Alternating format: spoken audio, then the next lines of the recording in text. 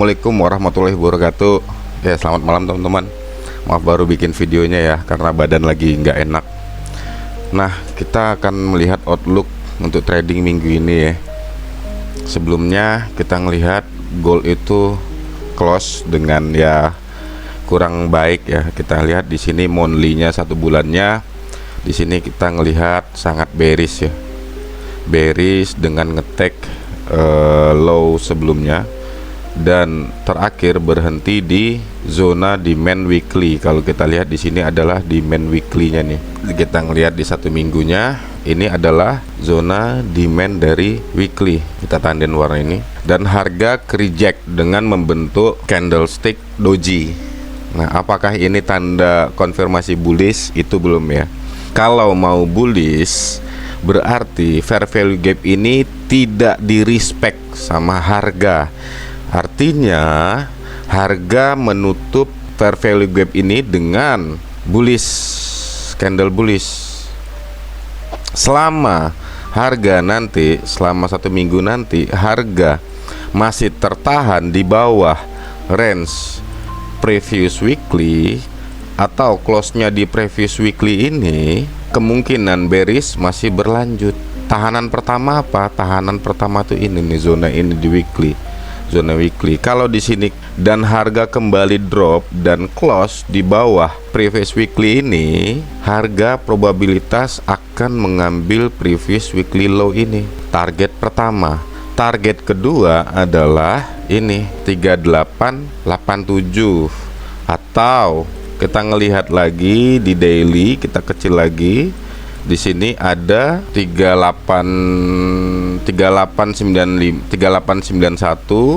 sampai ke 3973. Nah, kalau di sini nanti nggak gagal di close secara weekly-nya, ini tadi weekly high, secara weekly ini nggak close di atas ini, kita akan bisa melihat harga akan lanjut mengalami koreksi atau tekanan ya. Nah, untuk secara daily, ini kan weekly, secara daily harga sudah menyapu likuiditas di sini. Satu di take out, yang ini udah jelas di take out dan reject, kembali ke close-nya di zona ini ya, kembali close. Kemarin sempat close-nya di bawah line ini, level ini, tapi buyer masih coba mempertahankan harga gold sehingga akhirnya close di atas level pivot ini, harga ini ya, harga low sebelumnya. Nah, lihat di sini kembali kita perkecil lagi zona levelnya. Di sini kemarin di hari Jumat harga gold itu mencoba untuk naik lagi, tetapi tertahan di setelah mengambil previous daily high, itu harga kembali turun di bawah opening harga gold di hari Jumat. Kemungkinan kalau teman-teman menggunakan CRT, ini yang namanya CRT high dan ini yang namanya CRT low. CRT low, CRT high. Nah, di sini previous weekly high, PWH. Kalau teman-teman menggunakan metode CRT, otomatis ini menjadi zona liquidity ya, secara time frame daily. Harga akan terjun mengambil liquidity ini dulu. Nah, kita bisa ngelihat apakah nanti harga bisa naik lagi atau bakal turun lagi. Itu secara daily.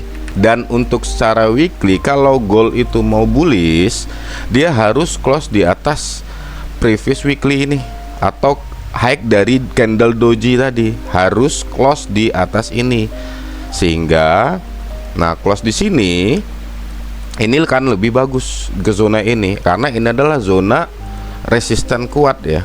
Ini adalah zona resisten kuat sebagai tembok Satoshi yang kuat lah untuk penurunan harga. Ini adalah temboknya yang harus dilewatin kalau harga gold itu mau bullish secara HTF ya. Ini saya bilangnya secara time frame besar, harga gold itu harus bullish di sini, di atas ini, baru kita bisa melihat gold rally new ATH. Tapi kita lihat di sini drawdown lagi, ini adalah sellers mendominasi market selama 1 bulan, mulai dari perang Iran itu sampai saat ini Turunannya itu sudah mencapai 20% lebih ya. Semenjak perang itu sudah hampir penurunannya 24%. Dalam sejarah perang, rata-rata waktu Ukraina sama Rusia itu turun gold itu sampai ke 20%. Nah, secara daily kita lihat dulu juga di MACD-nya sudah ada penurunan tekanan dari seller ya. Di sini kita ngelihat, dan di sini sudah yang namanya oversold. Berarti kita bisa estimasi harga gold itu akan ada kenaikan secara short term, bukan long term ya. Kalau untuk kenaikan pasti secara long term itu gold harus close di sini. Kita bisa nanti mencari potensi buy untuk directionnya ke atas secara short term. Minimal kemana? Target kita adalah minimal ke sini. Kenapa ke sini? Di sini ada yang namanya fair value gap. Di sini ada yang namanya fair value gap. Di sini fair value gap apa? Lebih high potensial apa untuk kita mencari sell? Secara time frame, big time frame ya. Di sini ada yang namanya support become resistant, dan di sini juga secara time frame kecil nanti ada juga yang namanya support become resistant. Nah, ini yang menjadi zona-zona tahanan dari pergerakan harga gold nantinya. Untuk short term juga kita trading kecil, itu range kecil, kita bisa mencari potensi sell di zona ini. Satu, zona ini zona yang kedua yang kita bisa mencari potensi sell atau penolakan dari harga. Karena secara garis besar gold itu masih bergerak cenderung ke bearish secara time frame besar. Untuk mau bullish berarti kan harus break di sini. Nah, ini secara daily-nya. Ini gold harus close di atas previous weekly high atau kepala doji-nya tadi. Tapi kalau masih tertahan di bawah previous weekly high, nanti kemungkinan gold itu masih bisa turun lagi ke zona ini, level ini nih. Atau kita lihat line chart-nya ke sini. Turunnya sampai mana? Sampai di zona ini. Kita ngelihat dia ngambil previous weekly low-nya ya. Ini targetnya. Apakah market itu selamanya turun? Itu enggak. Selamanya naik juga enggak. Jadi kita berpikir secara objektif. Jangan seperti kita berpikir harus bullish saja, bearish saja, enggak. Jadi kita harus berpikir secara logik. Ini secara daily harga itu masih cenderung bearish ya, karena masih bermain di zona support ini, level penting. Kalau di sini nanti tertahan di level kuncinya di bawah, tetap berada di bawah range previous weekly low, kita akan bisa melihat gold melanjutkan penurunannya. Tapi secara short term kita bisa melihat potensi-potensi area bisa kita jadi acuan untuk sell, karena menurut direction utamanya masih bearish. Secara low time frame lagi atau intraday atau scalping, tentunya kita bisa melihat di time frame 1 jamnya. Oke ya, ini secara daily kita turun lagi ke 4 jam. Secara 4 jam kita bisa melihat di sini. Secara 4 jam itu di sini ada yang namanya order block. Setuju nggak? Order block ya. Order block ditambah dengan fair value gap. Berarti kan ini order block valid, dimana harga ketika kembali ke order block itu langsung ke reject dan terjadi yang namanya market structure shift secara 4 jam. Secara 4 jam di sini adalah MSS, market structure shift secara 4 jam. Di sini kita ngelihat secara 4 jam juga ada yang namanya order block bearish, sehingga harga tertekan lagi. Secara garis umum berarti potensi harga di sini masih sideways, bergerak dalam satu range. Kita lihat di sini, ini adalah PWH-nya kemarin. Ini adalah previous weekly high, ini adalah previous weekly low. Nah, sebenarnya harga gold itu kan masih bergerak di dalam range-nya ini. PWL berarti kalau dia mau bullish, dia itu harus close di sini dan bergerak ke atasnya. Kalau kita mau bullish, kalau bearish berarti nanti kita bisa ngelihat dia break begini, atau kita bisa ngelihat nanti begini. Nih kita mengikutin struktur utamanya, atau nanti teman-teman bisa lebih kecil lagi, bisa mulai sell nanti. Apakah nanti di sini terjadi yang namanya rejection, bisa mulai sell dari sini. Targetnya mana? Targetnya PWL atau lebih bawah lagi. Secara 4 jam ini terjadi MSS atau COK. Kalau kita tarik garis lagi, ini adalah trendline-nya kemarin seperti ini dan dimanipulasi ke bawah. Nah, berarti kalau kita mau bullish, konfirmasi kita di mana? Di sini ya. Candle ini harus membuat yang namanya demand di sini. Ya, rally, base, rally. Tapi kalau nanti sini rally, base, drop, kemungkinan di sini hanyalah manipulasi yang akan melanjutkan penurunan lagi. Nah, di sini secara 4 jam kita melihat tanda-tanda masih penguatan dari buyer, tapi ada mulai penguatan dari sellernya. Kalau nanti kita melihat di sini bearish, di sini adalah potensi manipulasi. Di sini potensi manipulasi. Di sini potensi manipulasi. Ini adalah akumulasi. Nanti di sini kita bisa mulai jual. Di sini adalah fase distribusi. Kalau close-nya kembali di sini bearish ya, bearish kuat, berarti di sini terjadi yang namanya inverse fair value gap. Ini diambil buyer dan ternyata seller masih mendominasi. Nanti di sini terbentuk yang namanya inverse fair value gap. Kita bisa mengambil potensi mencari sell di sini, sell di sini untuk melanjutkan penurunan.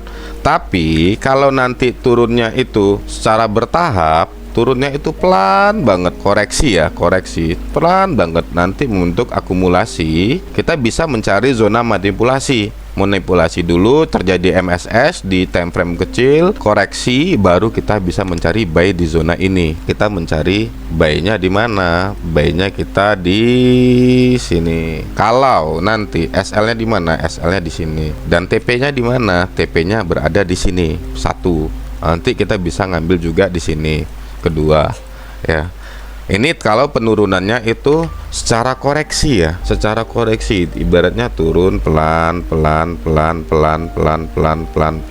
manipulasi, dari manipulasi gitu nanti cari MSS di sini. Terjadi market structure shift di time frame M15 atau M5, teman-teman bisa ngambil posisi buy ya, targetnya ini ya. Paham ya? Tapi kalau nanti volumenya besar dan menjadi candle bearish di sini kuat momentum, kita bisa mencari potensi sell tuh di sini, mencari potensi sell tuh di sini. Dimana akhirnya kalau ada yang menganut sistem akumulasi, manipulasi, distribusi, berarti kita bisa mencari sell di sini. Ini adalah zona akumulasi, di sini manipulasi, di sini distribusi. Nah, begini. Targetnya mana? Targetnya adalah 1 ini. Bahkan yang jauhnya adalah ini. Itu dulu targetnya. Atau targetnya ini dulu, previous daily low di sini. Ya. Teman-teman bisa ini dulu, ke sini. Kita bisa belum melihat karena di 4 jam itu terlihat masih sideways ya, buyer sama seller itu masih sama-sama kuat ya. Bisa buy ketika ini harganya itu koreksinya bertahap. Kita bisa melihat harga koreksinya itu bertahap. Di sini akumulasi, manipulasi, MSS. Di sini kita bisa buy, baru targetnya ini. Zonanya berarti kalau di OTE itu ini kita tarik Fibonacci dari swing low ini ke swing high. Nah, OTE-nya 1 yang di sini. Ini OTE kita. Zona cari kita konfirmasi. Karena apa? Di sini liquidity. Nah, 1. Nanti secara LTF lagi kita kembali ke 1 jam. Nah, ini kan kita udah ini 1 jam. Ini 1 jam. Nah, untuk LTF lagi 1 jam kita bisa narik Fibo lagi dari sini. Cari aja zona-zonanya. Oh, di sini ada zona. Di sini belum ada. Ini potensi menjadi likuiditas. Di sini OTE kita. Zona OTE kita juga. Mencari zona, kita mencari potensi buy ya untuk struktur kecilnya. Nanti saya akan screenshotkan di ini di grup. Nah, ini potensinya. Kita akan mencari potensi buy sampai ke zona 1 kita buy, atau di sini nih. Sebenarnya ada lagi zona yang bagus untuk kita mencari potensi buy-nya. Zona buy yang bagus itu di mana? Di sini kalau saya ngelihat, saya akan narik garis dari zona ini nih, level ini. Ini yang di atas untuk scalping, tapi di sini potensi kita untuk swing tuh ada di zona ini. Kalau saya pribadi ya, saya untuk nge-swingnya, nah melihat dulu di zona OTE-nya nih, apakah di sini nanti bayarnya itu masuk chip in lagi atau enggak. Ini adalah zona bagus ya, tapi ini terlalu jauh. Nah, bisa teman-teman bisa juga melihat dari sini, tarik dari sini. Nah, zona-zonanya mana? Cari aja zona yang ada likuiditasnya, sabar. Nah, ini zona-zona kita bisa mencari yang namanya untuk intraday atau scalping. Tapi kalau scalping ini terlalu jauh ya. Scalping kan biasanya teman-teman bisa mencari 30 menit. Nah, ini secara 1 jam. Inilah zona-zona kita mencari konfirmasi besoknya. Kalau untuk sell, nanti saya akan melihat informasi apa yang ada di sini. Nah, confirm saya sell nanti akan banyaknya itu berada di zona ini nih, di zona previous weekly high. Apakah nanti dia sweep liquidity di zona ini, di level ini sama dengan zona resistance. Nah, zona resisten di sini akan mencari sell di sini. Tapi nanti kalau ada informasi di sini, harga terus jurujus langsung di sini, saya akan mencari peluang sell di sini. Ya, berarti tandanya di sini akumulasi, manipulasi, distribusi. Sama di sini akumulasi, manipulasi, distribusi. Ya, saya akan ngelihat akumulasi, manipulasi, distribusi ke bawah. Paham ya? Jadi untuk scalpingan atau apa, kita bisa ngelihat intraday atau apa, kita bisa ngelihat potensi kita buy di zona ini nih. Cari konfirmasinya. Kalau nggak ada konfirmasi, jangan langsung buy ya. Tunggu konfirmasinya. Di LTF itu seperti ini. Di LTF itu terjadi yang namanya MSS. Nah, baru kita mencari buy di sini ya, untuk amannya. Jangan langsung gegabah, jangan menangkap pisau jatuh. Kita apa gunanya struktur kecil? Kita untuk memperkecil resiko kita ya. Target kita mana? Target kita adalah BSL untuk buy ya. Paham sampai di situ ya teman-teman? Jadi tunggu konfirmasi valid ya di zona-zona ini. Kalau teman-teman lebih paham lagi, mencari yang namanya zona-zona pivot. Zona-zona pivot itu apa? Pivot itu berbeda-beda ya setiap orang. Kalau saya pribadi mencari zona pivot dari history di mana terjadi yang namanya pergerakan harga secara impulsif. Di situ kita bisa sangat memperkecil resiko kita. Itu sering saya jelaskan juga ke teman-teman yang datang ke rumah atau secara offline diskusi, karena saya itu lebih jelas mendetailkan. Secara seperti ini saya tidak bisa mendetailkan secara jelas. Ya, di sini adalah zona-zona yang bisa kita mencari buy untuk secara short term. Tapi secara long term kita bisa mencari potensi sell mencapai zona low-nya ini ya. Oke ya. Jadi jangan terpaku dengan buy aja, dengan sell aja ya. Apalagi ketika teman-teman kemarin sudah loss, yaudah biarkan lossnya, kita bisa melihat ke depannya ya. Jadi kita bisa melihat potensi-potensi di sini sell area, di sini adalah sell. Target TP kita satu di sini, targetnya besar ini di sini. Jadi kalau kita mau melihat bullish, nah di sini kita ngelihat trendline utamanya itu secara 4 jam. Berarti di sini ada channel trendline. Nah, bisa saja target kita mencapai mana. Oh, di sini resisten di sini. Resisten di sini, apa aja yang ada di sini, trendline-nya di sini sesuai dengan trendline, kita bisa mencari sell di sini. Tapi dengan konfirmasi LTF tadi, terjadi akumulasi, manipulasi, dan distribusi, atau terjadi sweep, inversion fair value gap, dan kita mencari peluang sell. Oke. Nah, di sini di 4 jam untuk kita sell apa aja. Nah, kenapa di sini? Pertama, sesuai dengan channel trendline. Yang kedua, di sini adalah secara daily, kalau nggak salah di sini fair value gap ya. Nah, di sini nih, di sini fair value gap. Nah, ya, di sini fair value gap pas dengan zona fair value gapnya di daily. Di 1 jam kita bisa ngelihat, oh di sini ada supply, bisa di sini adalah potensi inducement. Di sini juga, kenapa di sini kemarin langsung junam? Ini adalah support become resistance. Dan ini bisa jadikan kita patokan, tapi yang lebih high probabilitasnya itu adalah zona ini satu. Kenapa? Ada zona SBR, terus di sini ada zona SBR lagi. Nah, ya, di sini bisa kita target di sini untuk short termnya. Target 1, target 2. Secara daily di sini ada magnet yang bisa harga untuk menjadi kenaikan 1, 2 ya. Yang lebih high potensial itu lagi sebenarnya di sini teman-teman ya. Di sini kita bisa mencari peluang sell. Sellnya lumayan di sini RR-nya. Apalagi nanti kalau kita bisa di LTF mencari yang namanya snap entry. Snap entry itu saya bisa jelaskan ke teman-teman kalau datang ke rumah. Itu saja berarti secara LTF short term kita bisa mencari ngikutin harga untuk biasnya bullish. Tapi hati-hati di sini sebenarnya market XAU itu sedang yang namanya sideways ya. Tapi kita lihat di sini sudah ada bullish, ikutin aja syarat short term. Cari uang harian. Tapi kalau untuk swing itu belum bisa masuk. Secara short termnya masih bullish ya. Tapi kalau secara long term belum ada informasi lanjutannya. Scalping kita bisa melihat low time frame-nya.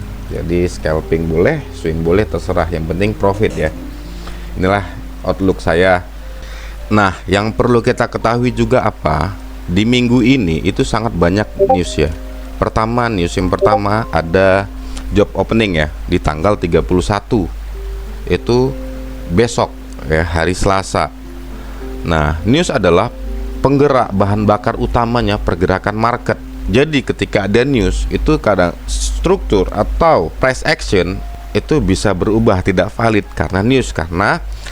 News adalah bahan bakar utamanya. Di tanggal 31 ada jobs opening. Di tanggal 1 ada retail sales month. Di tanggal 1 lagi ada news juga manufaktur PMI. Dan di tanggal 3 itu ada NFP ya. Jadi lebih baik teman-teman trading dulu secara short term. Setelah news nanti baru kita dapat melihat pergerakan struktur itu mau kemana harganya ya. Apakah nanti naik ke atas atau ke bawah. Jadi ikutin aja, jangan ditebak-tebak. Biarkan harga bergerak setelah news ya. Kalau saya pribadi saya tidak akan trading saat news karena saya tidak mau gambling. Nah ya, kecuali teman-teman sudah bisa benar-benar expert nih ya, untuk melihat bakal keluar ini secara fundamental. Teman-teman mencari data semuanya dari analisa yang bakal keluar ya. Kalau saya pribadi, saya trading berdasarkan histori struktur market yang diberikan oleh market informasi apa saja ya secara short term ini. Tapi kita ngelihat news ini ada 3 ya. Ini banyak news di minggu ini, hati-hati ya.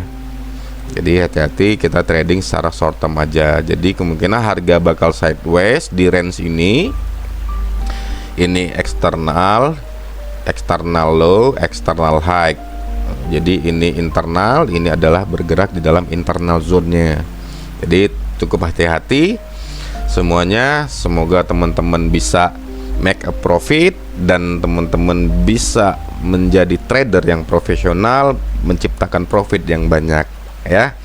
Hati-hati dengan pergerakan news minggu ini.